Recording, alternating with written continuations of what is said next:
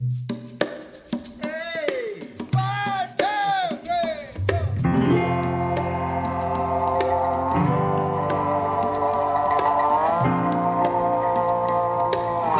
Oh no.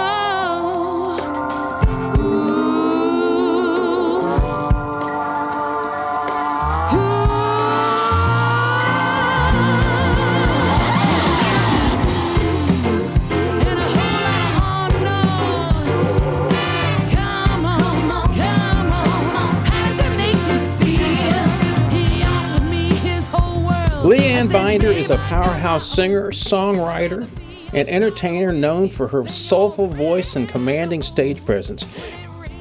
You'll never believe listening to this song and all her great tunes that she's done that she started out as an opera singer, believe it or not. With a repertoire that effortlessly spans blues, rock, roots, and Americana, Leanne has performed everywhere from intimate listening rooms to massive festival stages. She's a regular at legendary New Orleans Jazz and Heritage Festival, at least every year since 2018, and has shared bills with icons including Joe Bonamassa, the Marshall Tucker Band, and the late, great Dickey Betts. Internationally, she's left her mark on historic venues like the Cavern Club in Liverpool and the Great British Rhythm and Blues Festival. And equally passionate about passing the torch, Leanne is a sought-after vocal coach and founder of SongMill Studios with locations in Ohio and Nashville, Tennessee, where she helps the next generation of artists find their voice. Whether she's fronting a full band, delivering a stripped-down solo set, or mentoring behind the scenes, Leanne Binder continues to move, inspire, and electrify audience around the world. And her story and all the great things she's done and doing and information about her brand new EP, you know what it is? It's next on The Trout Show.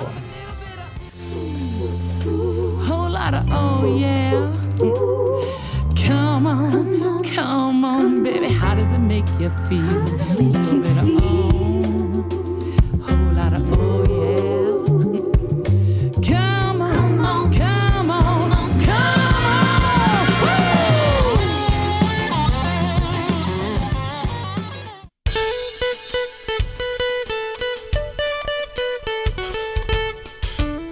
Hey, before I get started with today's show, I just wanted to give you an update on something that's important to me, and that is the guy that's been sponsoring the show for years. His name is David Smith with Edward Jones. Now, David's located in the Dallas-Fort Worth area, but he can help anybody that in the 48 continuous states in the United States.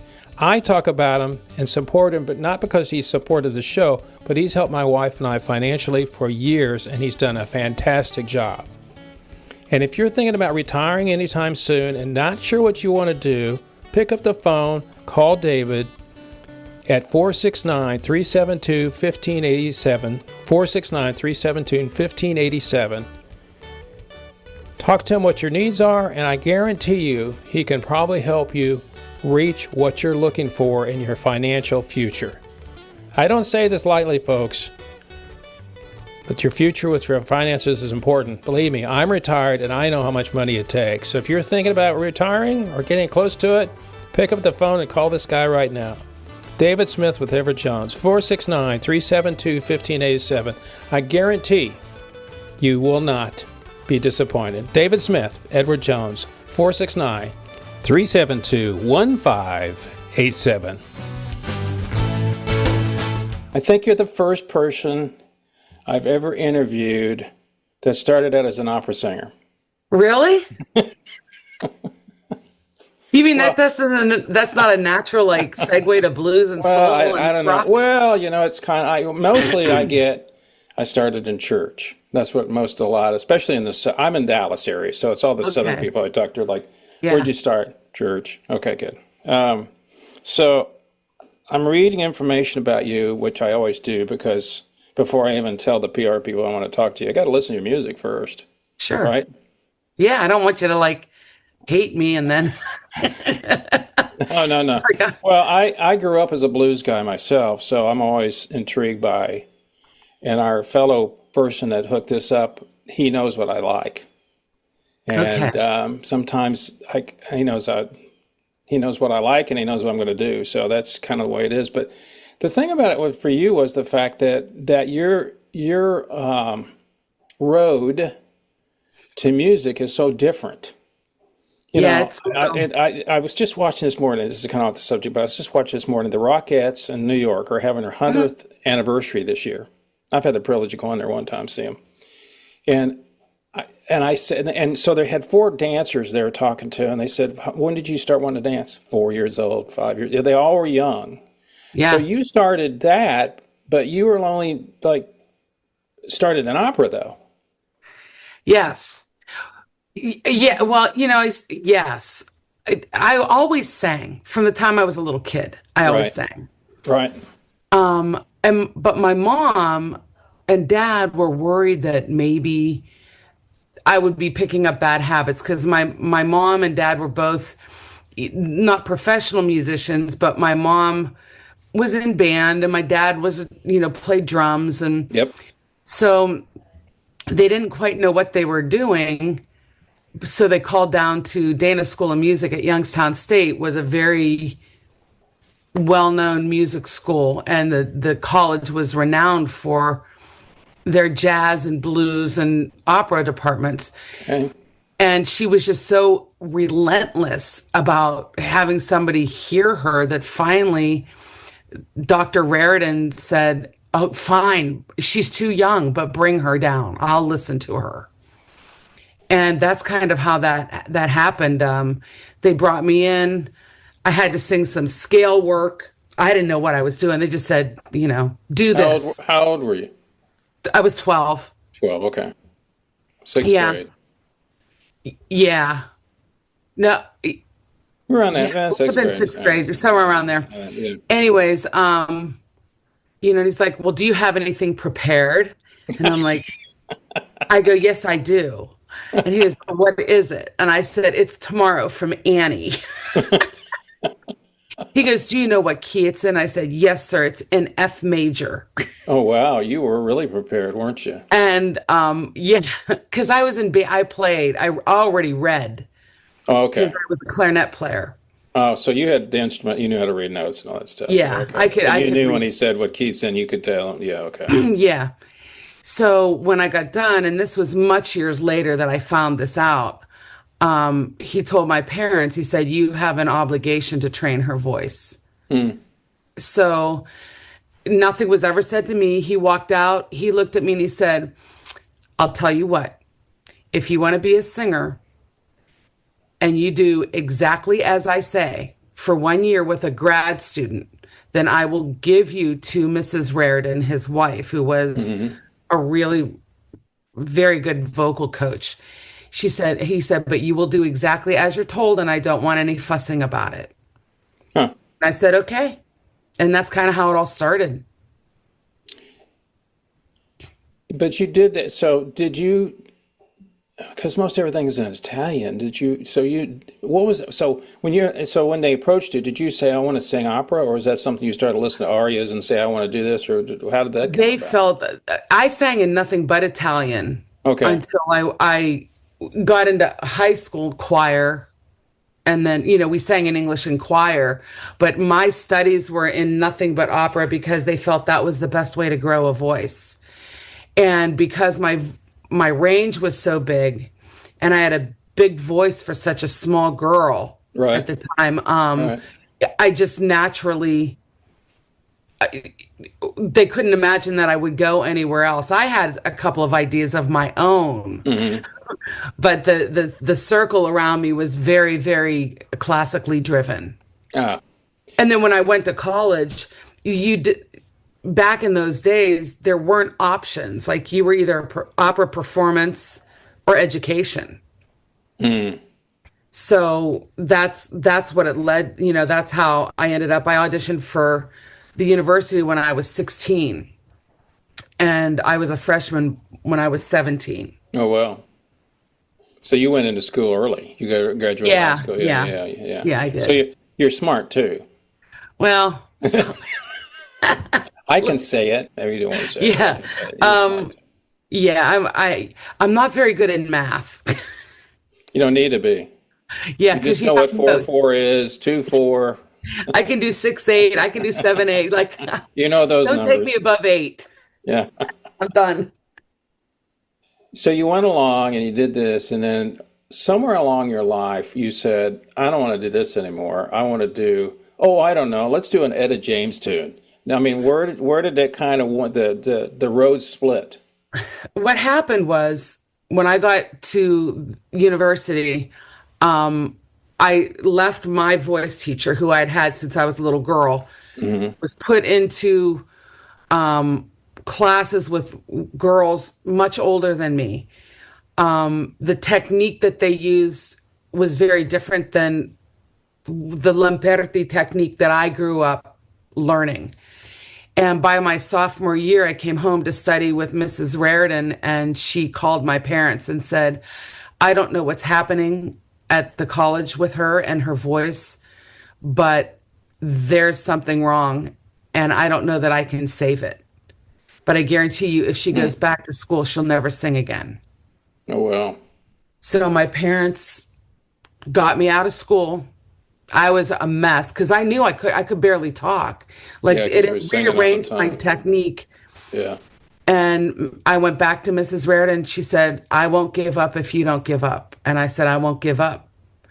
And through all of that, now remember, I'm only 18 by this point. Right. Going in, the summer of my sophomore year, I might have just been turning 19, like very young. Yes.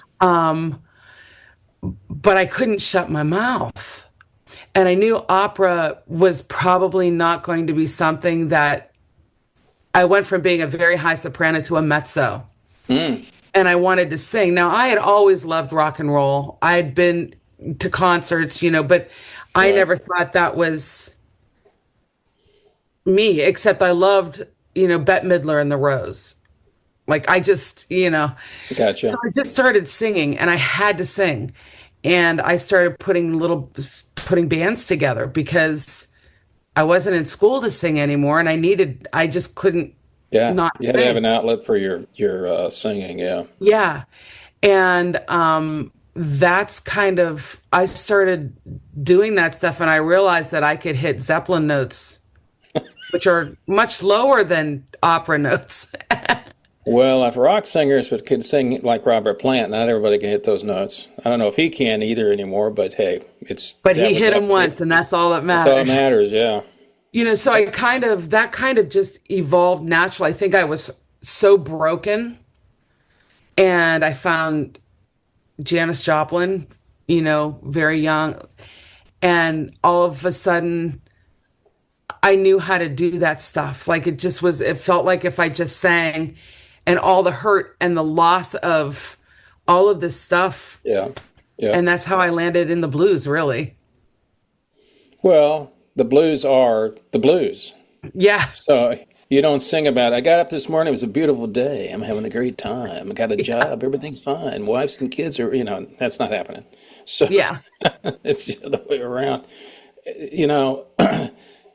And it was the thing about the blues, though, and I know quite a few players in it, but it's a genre that is it's certain things about blues.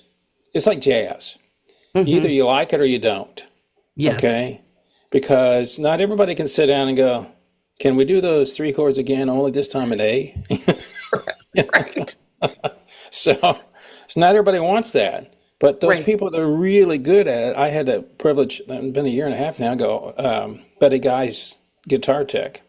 Oh, nice. And he's now working for John Fogerty. But, Buddy Guy's like 87, 88 years old. But he knows that, he doesn't have to do much anymore because he's got his style. But that blues thing, the other thing is, the great thing about blues, too, is the fact that there's no age limit on it. Absolutely. So I have a young man. I have three. I interview a lot of young people. I like to do that. One's in Mississippi. One's in Nashville. They're both 18, I think now. One's 17, 18. They're going to be blues giants. And then on the other scale, you talk about Buddy Guy. That's, in fact, it was funny. I tell you, the young man that I know called Rail Davenport. I've interviewed him a couple of times, but He had a picture the other day. It was just fantastic. He was sitting next to Charlie Musselwhite. Oh, wow. And it was just him and Charlie sitting in the chair. You can actually, I think I put it on Instagram. Rel is sitting there with his guitar at 18, and Charlie's sitting there listening to him at whatever, 80, And it had all this memorabilia on the back. It was just it looked like an album cover. Mm-hmm. And I told him, I said, dude, that's a great picture. I mean, look at this, 18, 80. I mean, and you're both doing the same thing. So that's the thing I like about it a lot, is the fact that you can continue going. And like pop music, if you're like, well, you're 20, oh my God, get out of the business. Yeah, you're done. You're too old. Sorry. You're done. But the other thing too, I think was interesting about your bio is the fact that you still give, I don't know if you still do, but do you still give people music, voice lessons? You still do some of that? Yeah, I do. I teach. Wow. When I'm done with you, I head to my studio and teach a couple hours tonight. And I what, do that what in age? Nashville too. Oh, okay. And what age group is that you usually see? I have clients from the age of like 7 up to 80. And they have different reasons they're doing it. Yeah, some of them are just little kids that they want to sing in the school musicals and the little community theater stuff. Yep. Some of them want to be rock stars.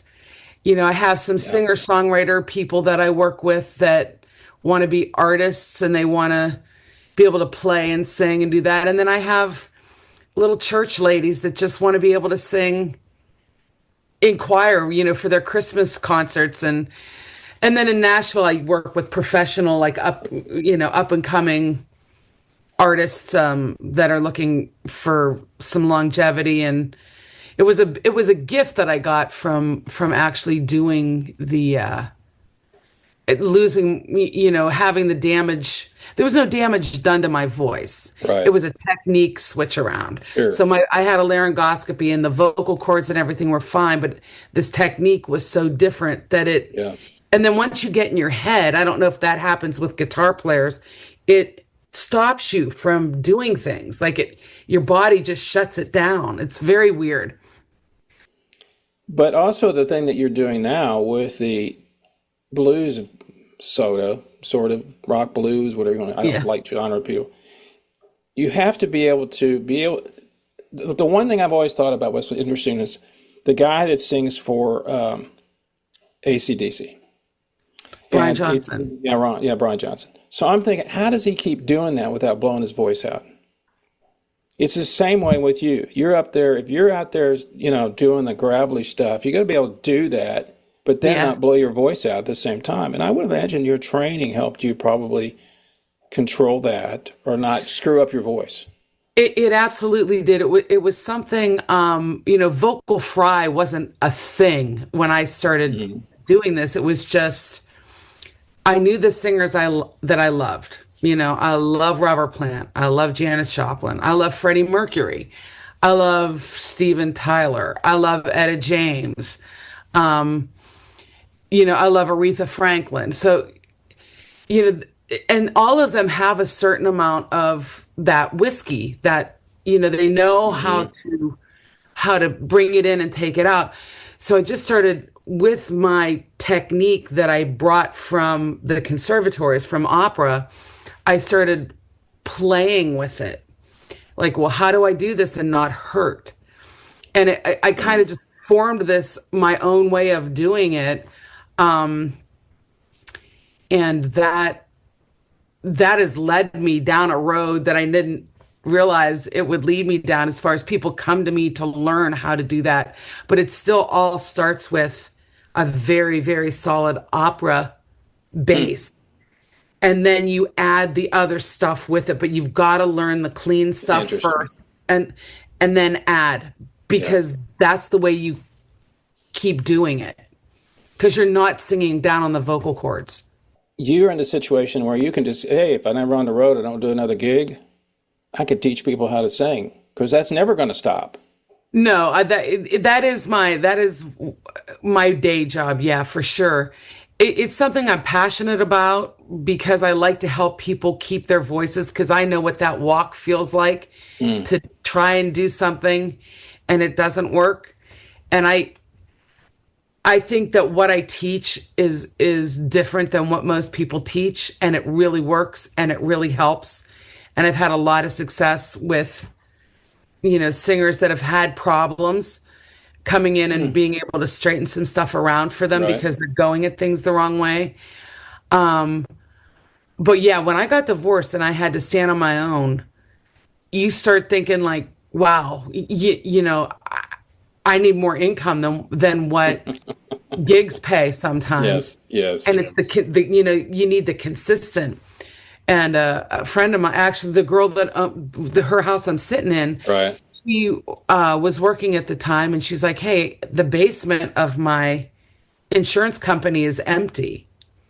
Put a studio in it, start teaching. I'm like, thanks. Like, wow. It wasn't really even a thought. So I moved in there and I was working before that a little bit for producers around Ohio, Pennsylvania, that kind of stuff. They'd bring me in and I'd work with artists in the studio. But actually opening a studio and teaching wasn't something that I had thought ever about doing. And the sheer panic of, what am I going to do? What am I eating tonight? And there's some more peanut so butter. It has worked out, and it's been a good kind of companion to my own career. Well, and it's also, on stage is a one reward. Students are another reward, completely different. Yeah. I mean, we all love the fact that I'm a lead guitar player, so we all want people to go, yeah, go for it. Yeah. But then when you get a 7-year-old that you see, and I see this now with the young people, they're going up, and you just see them get better and better and better. And all you can do is say, well, I was at the beginning. They took it to the next level, but I was at the beginning and I saw, and somebody probably said to you or to your parents or something like you said earlier, somebody saw what you had. Mm-hmm. Sometimes we don't see it. We don't see it. But I also believe everybody that is a creative source, doesn't matter what it is, everybody starts young. You're born with this thing, you get it, and you're not going to get rid of it until you're dead.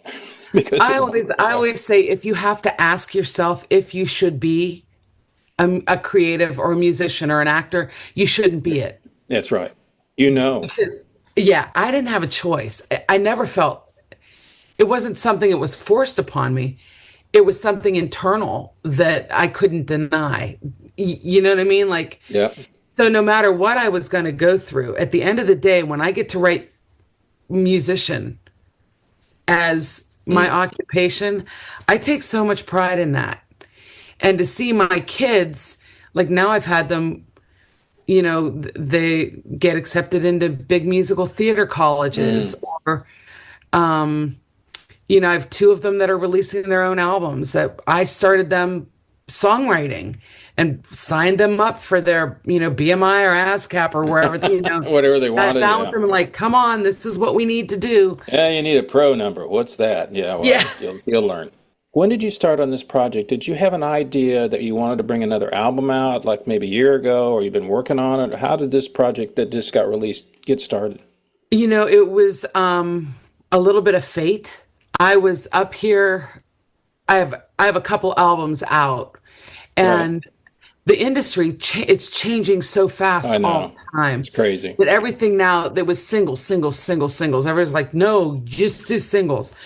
And by a way of a friend, I ended up down in Nashville with Lee. So I started coming in with Lee, and I really liked being out of my element and out of my creative bubble that I had been in, it seems like, for eternity. Right. And Lee and I started just writing and recording, and I would come down. He's and the producer, right? The producer. Yeah, Lee's my producer. Yeah. Okay. And I was working out of his studio with some of his clients vocally. And we had just like this nice working relationship. So I was coming in and out of Nashville once a month. For a couple of years, I did that. And we would just write, record. And we finally found a sound that felt very true to who I am. Because I'm not just a blues person. No, I could tell I'm not just a rock person, and I'm not just I am very much a hybrid artist, I think. there's always blues in what I do, but Yeah. there's always rock in what I do too. Right. Like, Right. there's no denying Yeah. the bookend of both of them. And we started hitting on this, we started bringing horns in, which was like a game changer for my sound. Well, I love horns. Me Last too. year, I helped produce a song for a Nashville artist. He Oh, came did to you? me. Yeah, he just won Nashville Song of the Year to go. He came. He says, "I got this song. I need some horns on it." And I went to my friends and said, "Okay, you write them. I'll produce it." So it just was so cool to listen to that. But didn't Yeah. you also bring in background singers too? Am I thinking that you did that too? Because as soon as I heard that one song, I go, "I've always wanted that." Yeah. Was that a thought, and you said at the very beginning, or is that you were sitting there with your producer, you were listening to it, what would really sound good on this? How did that come about?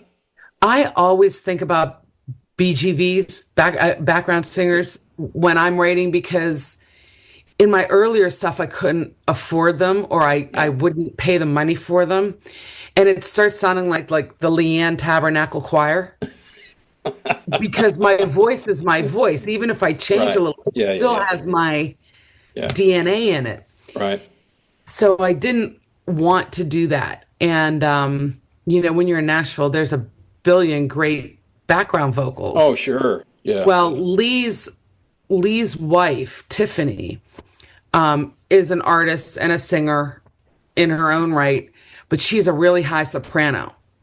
And we were just sitting there singing, and I'm like, would you track on some of my stuff? She's like, yeah. So that started it. And then she has some background singers that she really liked. And we started just bringing people in, depending on the song, Yeah.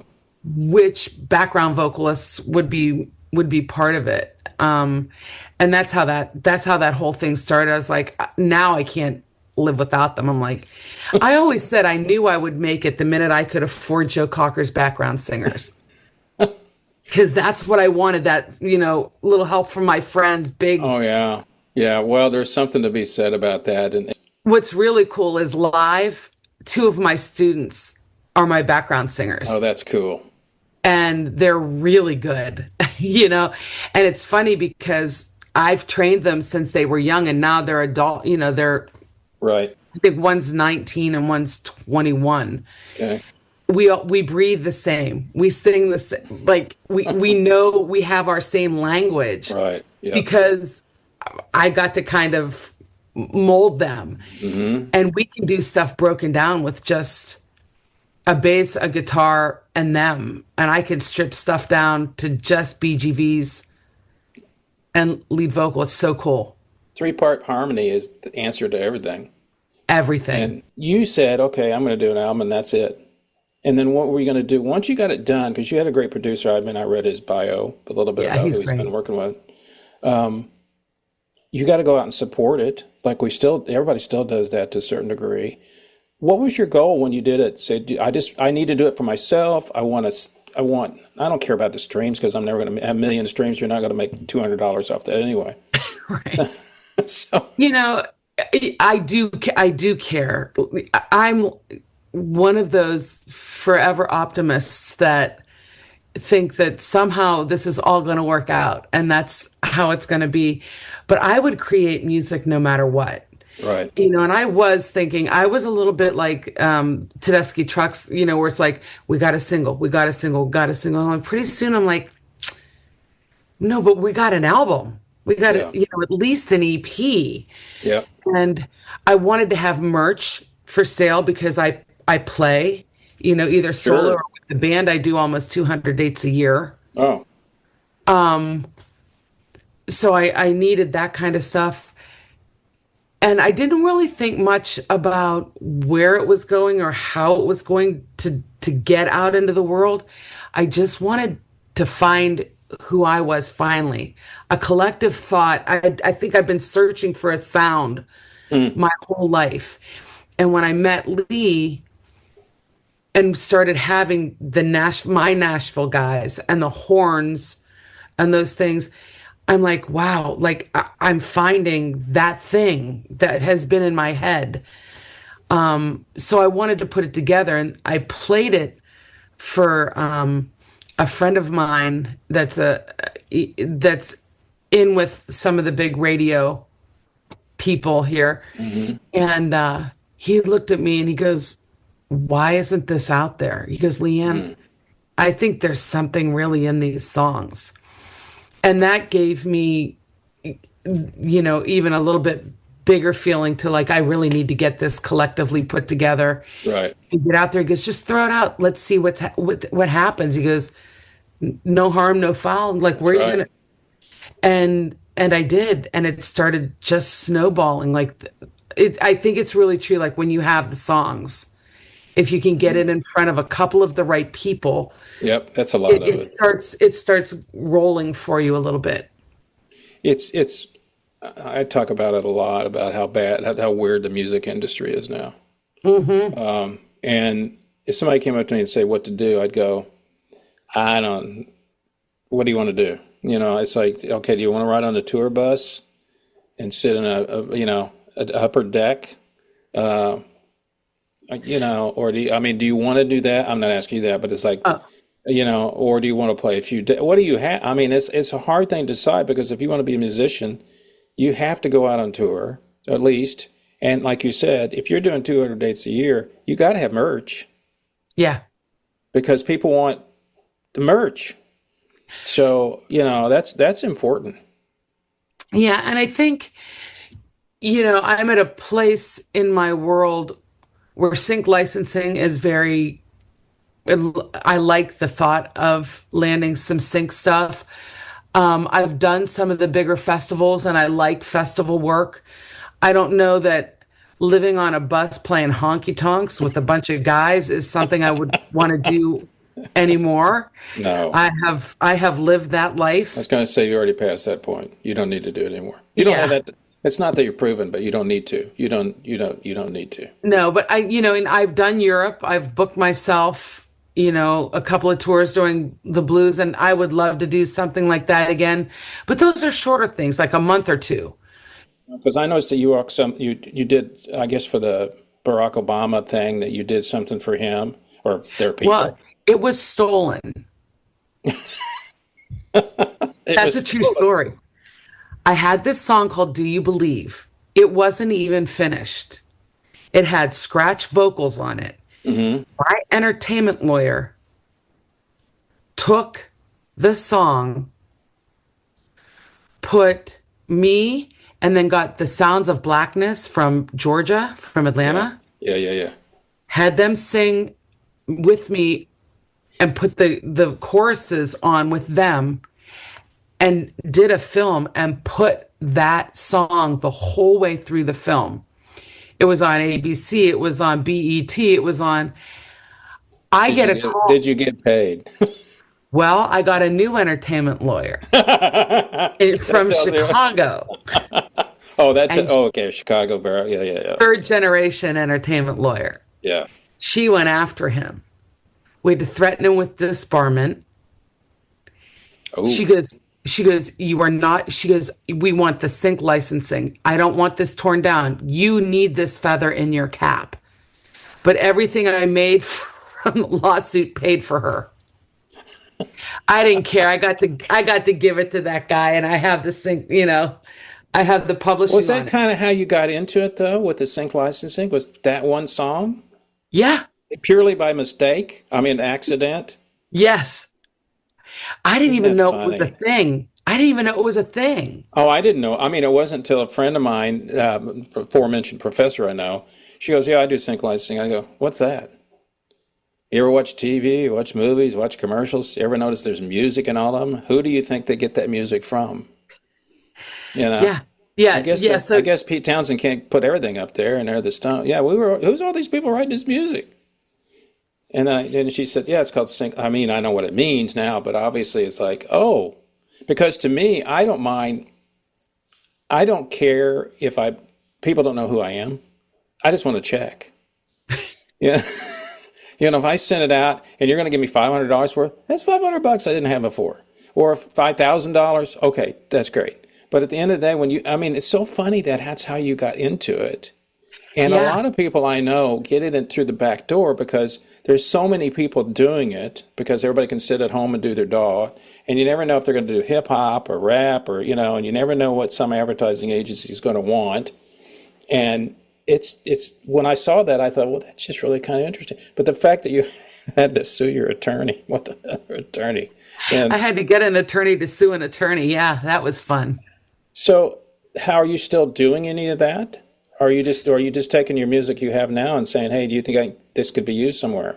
I'm talking to some people in Nashville that have heard like Little Bit off the album and Drinking Stars, and they think those two are very syncable. So, I'm doing some of that kind of stuff. I haven't landed anything. I haven't secured anything, but I definitely are in talks with, where do you think this would land? I think Drinking Stars, like whoever is doing Peaky Blinders or something like that, they need to call because that song just wants to. When we got done with it, we looked at each other and Lee's like, sync. I'm like, hell yeah, it's sync. Isn't that funny? I don't have this new album on vinyl. I would like to. I just haven't been able to afford to do it. It's not cheap. Yeah. But my last album, I have on vinyl. How did people accept that? Did they like the fact that you had it on vinyl? They do. They'd rather buy the vinyl than the CD. Do you think I know this sounds stupid, do you think they actually listen to it, or they just like to have it as a vinyl, as a collector's item? I mean, you just guess. I think both. No, I think there's people that just buy it because they frame it. I mean, they just like it becomes art for them. Right. And then I know people, like, I play my vinyls. I have 2 record players. I tell people when I was younger, I used to get the vinyl, get my disc washer out, clean the grooves, play it once, listen to it, and then I would record it on cassette. And then I'd listen to that in my car. So you didn't wear the vinyl out? And I didn't ever take the vinyl out again, And I grew up listening to, in fact, when 1968, when the Jimi Hendrix came out with Electric Ladyland and the Who came out with Tommy, everybody at school goes, what are you getting? I told my parents I want Jimi Hendrix. What? And then I said, I want some headphones. Now, we had a big Magnavox player. It had no jack in the back, so I had to tie it, screw it into the back with the plugs and the other wires. And I sat there and listened to Jimi Hendrix, and I go, how did they do that sound? How did it make it sound to go around my head? And I said, that's it. For me, I remember listening to Zeppelin 2. Yep. My favorite album, by the way. That's my favorite Zeppelin album. It's one of my favorites. What Is and What Should Never Be is one of my favorite songs. And it's that big pan of doo-doo, doo-doo. I'm like, what are they doing? I know. And who thought that up? I mean, I've actually had songs that I came out with that I actually have it rotate, like the Hendrix sound. I'll have a lead guitar part going. Oh, I do and too. I got that, and I got that from, you got that from them. And that Zeppelin album, and that's the part we all wait for. Right? Donna, Donna, Donna, Donna, Donna. I think it was, and I can see him. Eddie Kramer was the producer on that, or the engineer on that album I too. wasn't sure. I think so, because he worked on some Zeppelin stuff. And we used to cover it. I used to cover What Is and What Should Never Be, and I'm like, so much fun. I think what I like about you is the fact that, and this is about musicians in general, you know what you want, you know what your sound is, you don't have to prove anybody to anything. This is who I am. Mm-hmm. You know what? Excuse me. You know what you mean? This is me. If you don't like me, don't like me. That comes with a little bit of age and wisdom. True. When I was young and really shopping record deals and doing that thing, right? It's so easy to get yanked. One of the things that I hate to use the word hate, but I dislike. I really dislike is the carrot danglers, the people that make promises and dangle that carrot in front of you when they know your heart wants something so bad. Yeah. And it's very easy as a young musician to start second guessing your talking, that inner voice that you have. Yep. And you're like, well, they know better than me, and they're telling me I need to do this, and they're telling me I need to look a certain way, and I need to, and that push and pull of all of that is excruciating. And I think it's wrong, and it's really wrong for females. You have how do I want to say this? You have all these people you're teaching that your longevity goes on with them. You know, if you're gone and you're not here in this planet anymore, and somebody's singing and they made it big, who taught you how to sing? And I then tell they them can say, yeah. I tell them this: it's my job to give you. Mrs. Reardon gave me that. Mrs. Reardon, I love that. Oh, I've never. Her name's Rosemary, but I've never called her first name. She just passed away last year. She was 90 years old. Wow. And Mrs. Reardon Doc gave it to her. She gave it to me. And my kids, I go, those of you who go forward musically, it is your obligation to pay that forward. Yeah. And you must, it's part of what we do. We never forget that person. I didn't ask you real quick. Tell me, what do you play acoustic-wise? I play, I've got a Gibson J180. Okay. Probably, I don't know, he's been with me for 20 years.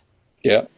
Everything I have over here is, the youngest one is you can't see it, it's sitting over there. It's a Takamine. It's a 94. That's the youngest one I got. The gold top, it's a 1970 something. Yeah. That acoustic guitar, I have to get this backwards here. That acoustic guitar is over 50 years old. I don't get rid of stuff. I don't either. I have a J200 that is my replacement for my J180 if something goes wonky. I don't play lead guitar. No, I know that. You play, you go out and, Yeah. I cowboy chord my way through the world. Do you know? I am a big fan of Gibson. Now, I had an endorsement, an artist endorsement with a guitar brand called Furch, Stonebridge.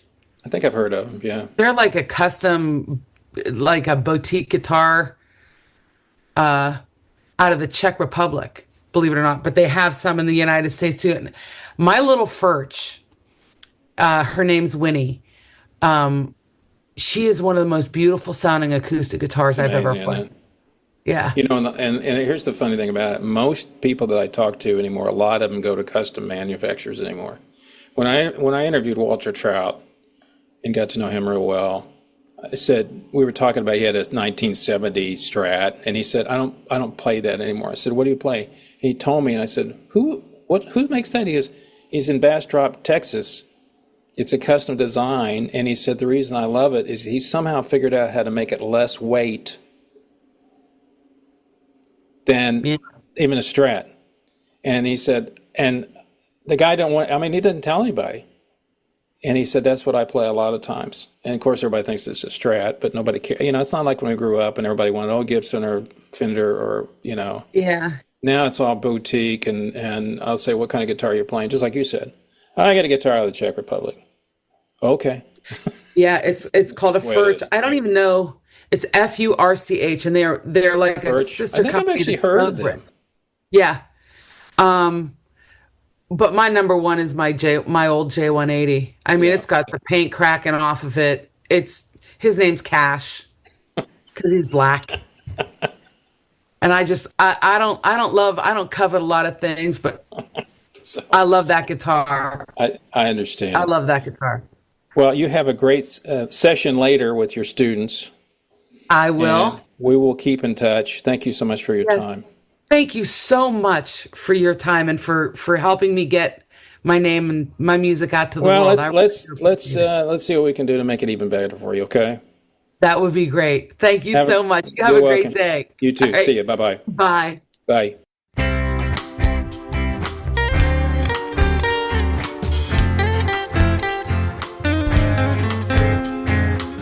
Well, that's it for this episode of The Trout Show. Thank you so much for stopping by and listening. Hope you enjoyed my interview with the wonderfully talented Leanne Binder. For more information about her, just go to her website, Leanne Binder Music, LeAnneBinder, as in Binder Music, spelled out, .com. A great performer, and I hope she does well on her upcoming EP. Another shout out again to the guy that keeps this show and the lights on here, Mr. David Smith with Edward Jones. Thank you very much for your continued support. And for more information about The Trout Show, you know what you got to do. You got to go to my website, troutshow.com, for complete information about everything that's going on with The Trout Show. All the other episodes include Vinyl to Viral, my interviews with all the great artists I've done. I've done over 200, I think, now. Check them out at thetroutshow.com. And, of course, my music's coming out real soon. Actually, next year. So until next time, people, remember what I always say. It's only rock and roll, but I love it. See ya!